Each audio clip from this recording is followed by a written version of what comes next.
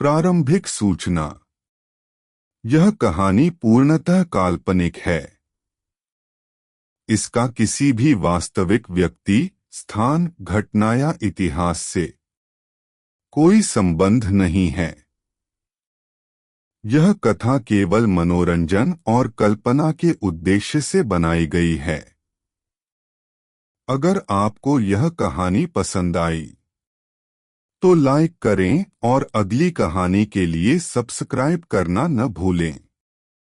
अब कहानी आगे शुरू करते हैं।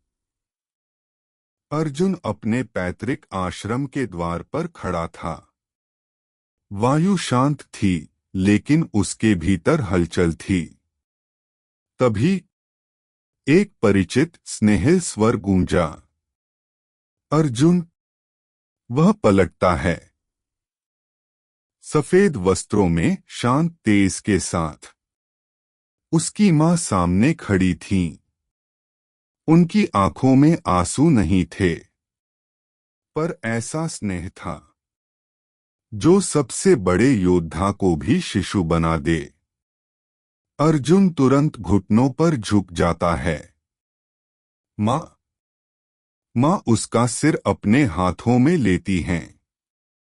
तुम बहुत दूर चले गए थे, पुत्र, शक्ति की ऊंचाइयों तक, लेकिन अपने हृदय से भी। अर्जुन की आवाज भर्रा जाती है। मैं सबको बचाना चाहता था, मां, पर खुद को खो बैठा। मां हल्की मुस्कान के साथ कहती हैं, जो प्रेम से डरता है वह शक्ति से भी डरता है। वे उसके सीने पर हाथ रखती हैं। मायरा, तुम्हारी कमजोरी नहीं, तुम्हारी परीक्षा है। अर्जुन स्तब्ध रह जाता है। अगले दिन गुरु अर्जुन को एक खुले पत्थर के मैदान में बुलाते हैं। न कोई अस्त्र, न कोई साथी। गुरु कठोर स्वर में, आज तुम वायुदेव नहीं हो, आज तुम सिर्फ अर्जुन हो। वे जमीन पर एक चिन्ह बनाते हैं। अगर इस रेखा को पार किया तो समझना, तुम अभी राजा बनने योग्य नहीं। अचानक गुरु अपनी शक्ति प्रकट करते हैं। वायु, अग्नि और पृथ्वी तीनों एक साथ अर्जुन पर टूट पड़ते हैं। अर्जुन का पहला भाव, प्रहार। लेकिन तभी उसकी मां के शब्द गूंजते हैं, नियंत्रण ही शक्ति है। अर्जुन आंखें बंद करता है। वायु को बाहर नहीं, अपने भीतर समेटता है। वह रेखा के भीतर ही खड़ा रहता है। गुरु पहली बार मुस्कुराते हैं। अब तुम सिर्फ योद्धा नहीं, उत्तरदायी बन रहे हो। गोल्डन टाइगर अकेले जंगल में बैठा था। उसकी आंखें चमक उठती हैं। वह आसमान की ओर देखता है और पहली बार बोलता है, मानव भाषा में, समय आ गया है। उसके शरीर पर छिपे हुए प्राचीन चिन्ह चमक उठते हैं। फ्लैशबैक। एक प्राचीन युद्ध, एक देवादेश। गोल्डन टाइगर कोई साधारण साथी नहीं था। वह एक शापित देवरक्षक, अर्जुन के वंश से बंधा। एक मां ने हृदय को मार्ग दिखाया, एक गुरु ने शक्ति को परखा, और एक साथी ने अपना असली चेहरा छुपा रखा। आने वाला युद्ध अब सिर्फ बाहरी नहीं, भीतरी होगा। प्राचीन आश्रम के मध्य अग्नि शांत जल रही थी। हवा स्थिर थी, जैसे स्वयं वायु अपने स्वामी के सामने नतमस्तक हो। गुरु द्रोण अर्जुन के सामने खड़े थे। उनकी दृष्टि कठोर थी, पर उसमें गर्व छिपा था। गंभीर स्वर में उन्होंने कहा, अर्जुन, तुमने पहली वायु मूल शक्ति प्राप्त कर ली है। अर्जुन ने सिर झुकाया। उसके चारों ओर हल्की नीली वायु घूमी, लेकिन अब वह उग्र नहीं थी, अनुशासित थी। गुरु द्रोण आगे बोले, अब तुम केवल साधक नहीं रहे, तुम एक शक्ति के मालिक बन चुके हो। वे कुछ कदम आगे बढ़े। पर याद रखो, एक शक्ति मार्ग दिखाती है, पर युद्ध नहीं जिताती। अर्जुन चौंक कर देखता है। गुरुदेव।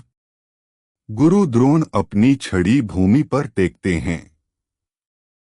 भूमि पर 5 दिव्य चिन्ह प्रकट होते हैं। वायु, अग्नि, जल, पृथ्वी, आकाश। गुरु द्रोण का स्वर और गूंजता है। वायु केवल आरंभ है।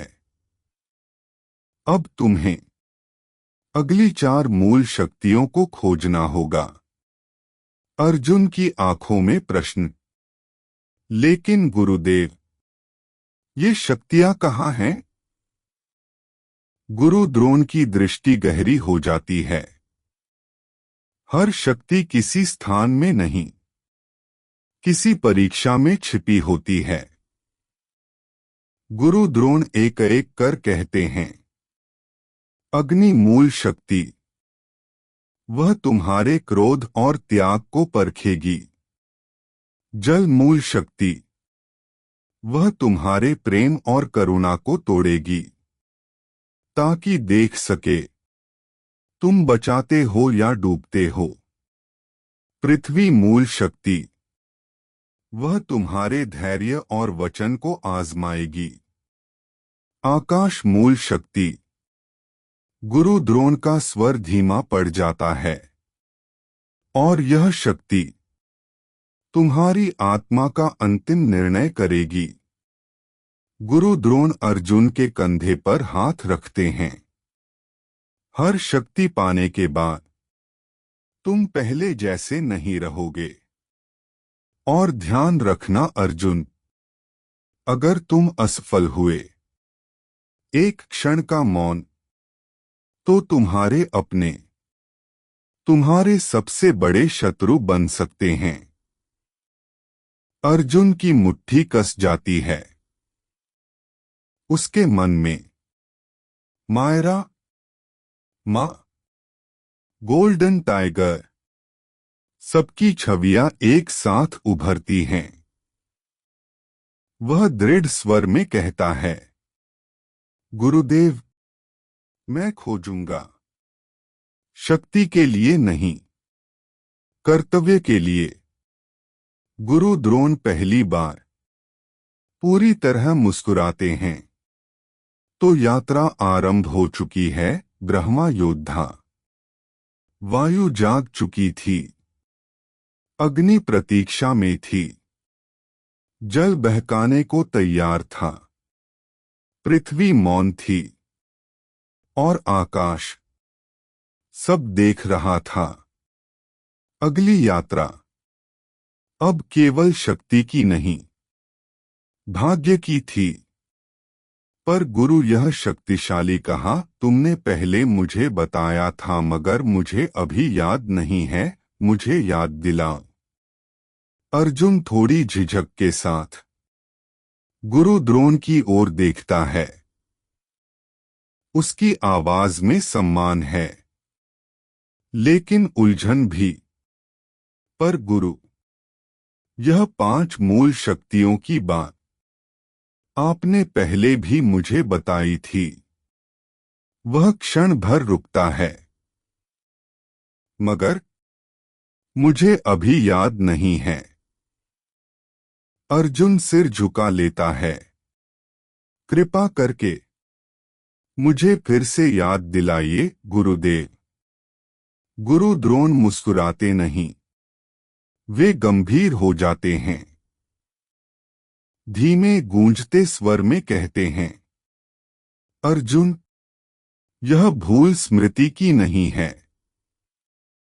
वे भूमि पर अपनी छड़ी टिकाते हैं। यह आत्मा की रक्षा है। अर्जुन चौंकता है। आत्मा की रक्षा?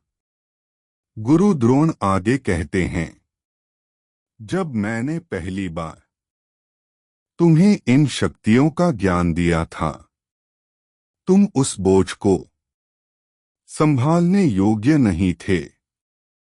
वे अर्जुन की आंखों में देखते हैं।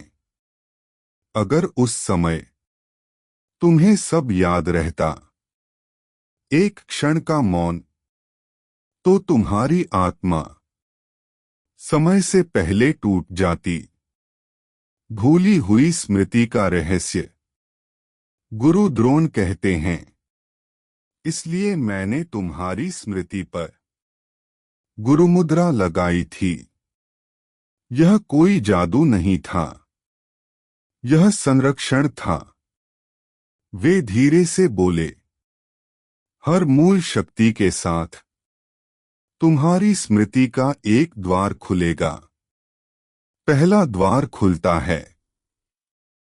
जैसे ही गुरु द्रोण यह कहते हैं, अर्जुन के भीतर वायुचक्र हल्का सा घूमता है।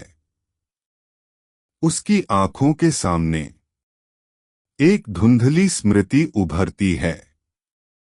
एक छोटा सा अर्जुन गुरु द्रोण के सामने बैठा, और गुरु कहते हैं, जब हवा तुम्हारी साथी बने, तब ही अग्नि का नाम लेना। अर्जुन की आंखें फैल जाती हैं। गुरुदेव, मुझे कुछ याद आ रहा है। गुरु का आदेश। गुरु द्रोण गंभीर स्वर में, हाँ अर्जुन, वायु मूल शक्ति पहली कुंजी थी। अब जब वह जाग चुकी है, तुम अग्नि मूल शक्ति को खोजने योग्य हो। वे अंतिम चेतावनी देते हैं, पर याद रखो, हर शक्ति तुम्हें और शक्तिशाली नहीं और अकेला बनाएगी। अर्जुन ने सिर झुकाया। तो फिर मुझे अकेले चलना होगा। गुरु द्रोण की आवाज गूंजती है। नहीं, लेकिन अंत में निर्णय सिर्फ तुम्हारा होगा। हवा फिर से चलने लगती है। मायरा को अर्जुन की भूली हुई स्मृति का आभास। गुरु द्रोण द्वारा स्मृति द्वार खोलने की प्रक्रिया। गुरुकुल का आकाश असामान्य रूप से शांत था। हवा स्थिर, पक्षी मौन। मायरा आश्रम के बाहर ध्यान में बैठी थी। अचानक उसके हृदय के पास एक तीव्र कंपन उठता है। उसकी आंखें खुल जाती हैं। यह क्या है? उसके चारों ओर छाया वायु हल्के से घूमने लगती है। लेकिन यह उसकी अपनी शक्ति नहीं थी। यह किसी और की स्मृति की गूंज थी। मायरा के सामने क्षण भर के लिए एक दृश्य चमकता है।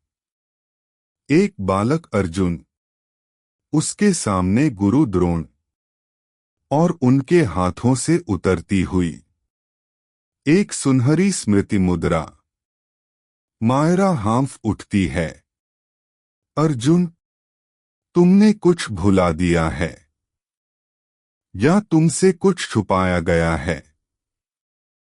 उसके मन में स्पष्ट हो जाता है, यह साधारण विस्मृति नहीं, यह बंद की गई स्मृति है। उसी समय अर्जुन ध्यानस्थ अवस्था में गुरु द्रोण के सामने बैठा था। गुरु द्रोण भूमि पर 5 चिन्ह बनाते हैं, 4 अधूरे, 1 पूर्ण। पूर्ण चिन्ह वायु।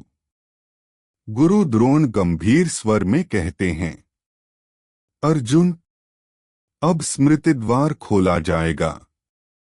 यह प्रक्रिया शक्ति से नहीं, सत्य से होती है।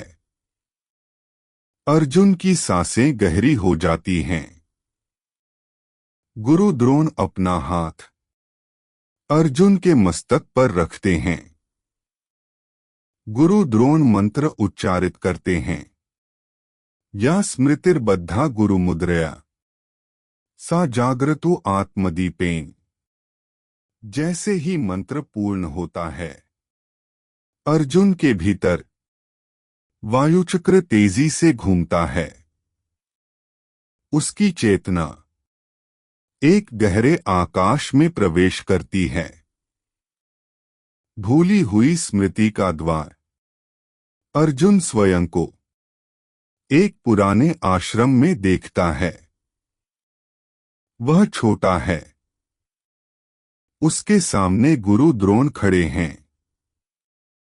गुरु द्रोण स्मृति में। अर्जुन 5 मूल शक्तियां हैं, पर हर योद्धा को सब याद रखने का अधिकार नहीं। वे बालक अर्जुन के मस्तक को स्पर्श करते हैं। जब तक तुम्हारा हृदय प्रेम और त्याग को साथ साथ धारण न कर ले, तब तक 4 शक्तियां तुम्हारे लिए विष बन जाएंगी। बालक अर्जुन पूछता है, और अगर मैं भूल गया तो? गुरु द्रोण का उत्तर, तब वह शक्ति तुम्हें सही समय पर खुद याद आ जाएगी। दृश्य टूट जाता है। वर्तमान में वापसी। अर्जुन की आंखें खुलती हैं। उसके चेहरे पर पसीना। गुरुदेव, मैंने देखा। गुरु द्रोण सिर हिलाते हैं। हाँ, स्मृतिद्वार का पहला ताला खुल चुका है। अब तुम अग्नि मूल शक्ति को सिर्फ खोजोगे नहीं, पहचानोगे। उसी क्षण मायरा के भीतर कंपन शांत होता है। उसकी आंखों से एक आंसू गिरता है। तो यह है कारण।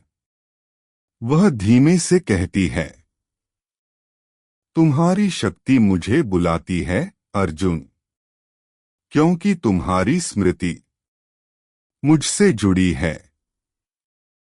वह आसमान की ओर देखती है। और जब तुम्हें सब याद आएगा, तब सबसे बड़ा तूफान भी। एक स्मृति जाग चुकी थी, 4 अभी सोई थीं, और मायरा पहली थी जिसने उस जागरण को महसूस किया। आगे की यात्रा अब सिर्फ शक्ति की नहीं, सत्य की थी। संध्या का समय था। आश्रम के गलियारों में दीप जल चुके थे। हवा में एक अलगसी पवित्रता घुली हुई थी। मायरा धीमे कदमों से आश्रम के भीतर प्रवेश करती है। उसका मुख शांत है, पर भीतर कुछ बदल चुका है। वह अपने कक्ष की ओर बढ़ रही होती है कि तभी सामने से गुरु द्रोण आते हैं। दोनों अचानक रुक जाते हैं। एक क्षण के लिए समय जैसे ठहर जाता है। गुरु द्रोण की दृष्टि दिव्य अनुभूति। गुरु द्रोण मायरा की ओर देखते हैं। पहले सामान्य दृष्टि से, फिर अचानक उनकी आंखें स्थिर हो जाती हैं। मायरा के चारों ओर एक अदृश्य लेकिन तीव्र प्रकाश फैलने लगता है। गुरु द्रोण का स्वर धीमा हो जाता है। यह तेज, उनकी दृष्टि अनायास ही मायरा के गर्भ की ओर ठहर जाती है। अचानक एक दिव्य रोशनी क्षण भर के लिए प्रकट होती है, जैसे वायु स्वयं किसी नए जीवन को प्रणाम कर रही हो। आश्रम की अग्नि अपने आप शांत हो जाती है। दीपों की लौ स्थिर हो जाती है। गुरु द्रोण की चेतना में शक्तियों की आवाज गूंजती है। वायु का वंश आगे बढ़ चुका है। उनकी हथेली अनायास ही मंत्र मुद्रा में उठ जाती है। वे गंभीर स्वर में कहते हैं, यह साधारण गर्भ नहीं है। मायरा चौंक जाती है। गुरुदेव। गुरु द्रोण शांत लेकिन दृढ़ स्वर में, मायरा, तुम्हारे गर्भ में अर्जुन का पुत्र पनप रहा है। मायरा की सांस रुक जाती है। भविष्य का उद्घोष। गुरु द्रोण आगे कहते हैं, और यह बालक, यह जन्म के साथ ही वायुमूल शक्ति का वाहक होगा। उनकी आंखों में आश्चर्य और चिंता दोनों हैं। इतनी प्रबल वायु ऊर्जा मैंने किसी गर्भ में पहले कभी नहीं देखी। वे एक क्षण रुकते हैं। यह बालक सिर्फ योद्धा नहीं बनेगा, यह या तो युग का रक्षक होगा या युग का विनाशक। मायरा का हाथ अनायास ही अपने गर्भ पर चला जाता है। उसकी आंखों में डर नहीं, एक गहरी जिम्मेदारी है। धीमे स्वर में वह कहती है, अगर यह अर्जुन का अंश है तो यह अकेला नहीं होगा। गुरु द्रोण उसे गंभीरता से देखते हैं। यही कारण है कि यह रहस्य अभी किसी को ज्ञात नहीं होना चाहिए, न अर्जुन को भी नहीं, जब तक समय न आए। मायरा सिर झुका देती है। एक नया जीवन शांति से जन्म ले रहा था, पर उसके चारों ओर भविष्य का तूफान पहले ही जाग चुका था। अर्जुन को अभी यह ज्ञात नहीं था कि वायु की अगली विरासत उसके अपने रक्त में सांस ले रही है। गुरु द्रोण द्वारा गुप्त संरक्षण मंत्र। मायरा का अकेला संघर्ष और भय। रात गहरी हो चुकी थी। आश्रम सो रहा था, लेकिन एक कक्ष में दीपक की लौ स्थिर जल रही थी। मायरा मौन खड़ी थी। उसके सामने गुरु द्रोण। गुरु द्रोण ने धीरे से कहा, मायरा, जो तुम्हारे भीतर पल रहा है वह केवल तुम्हारा नहीं रहा। वे भूमि पर एक गोल आकृति बनाते हैं। उसके भीतर 5 सूक्ष्म चिन्ह, 4 अधूरे, एक पूर्ण वायु। गुरु द्रोण अपनी हथेली अग्नि के ऊपर रखते हैं। उनकी आवाज धीमी पर अत्यंत शक्तिशाली। गुप्त संरक्षण मंत्र। वायुपुत्राय गर्भरक्षाय नमः। न दृश्यः न श्राव्यः न स्पर्श्यः यावत् कालः स्वयं न पुकारे। जैसे ही मंत्र पूर्ण होता है, हवा कक्ष में घूमती है लेकिन बाहर नहीं जाती। मायरा के चारों ओर एक अदृश्य आवरण बन जाता है। गुरु द्रोण गंभीर स्वर में कहते हैं, अब यह गर्भ किसी दैत्य, किसी देव, किसी भविष्यद्रष्टा को दृश्य नहीं होगा। यह संरक्षण तब तक रहेगा जब तक स्वयं बालक अपनी उपस्थिति घोषित न करे। मायरा की आंखें नम हो जाती हैं। गुरुदेव, और अगर अर्जुन?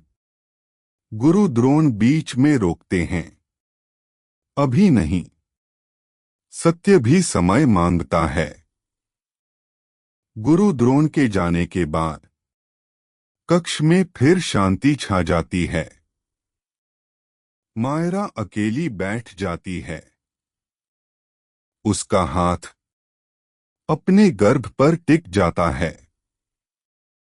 धीमे स्वर में, तुम इतने शक्तिशाली क्यों हो जब दुनिया इतनी निर्दयी है?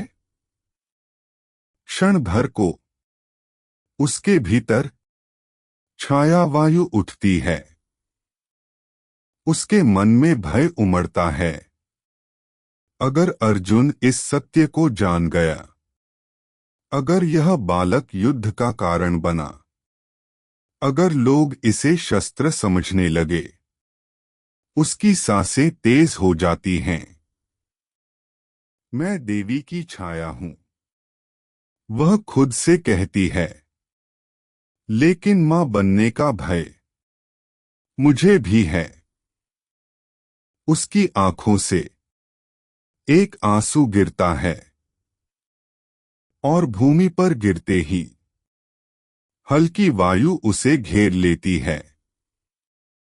जैसे कोई अदृश्य हाथ कह रहा हो, तुम अकेली नहीं हो।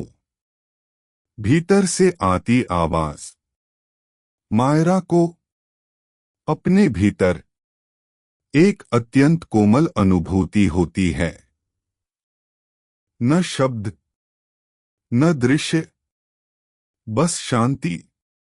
वह कांपती आवाज में फुसफुसाती है, अगर तुम अर्जुन जैसे हो तो मैं तुम्हें दुनिया से नहीं, दुनिया के लिए तैयार करूंगी। उसकी आंखों में अब भय नहीं, संकल्प है। एक मंत्र ने गर्भ को छुपा लिया। एक मां ने भय को स्वीकार कर लिया और एक अजन्मा जीवन पहले ही वायु के साथ सांस लेने लगा।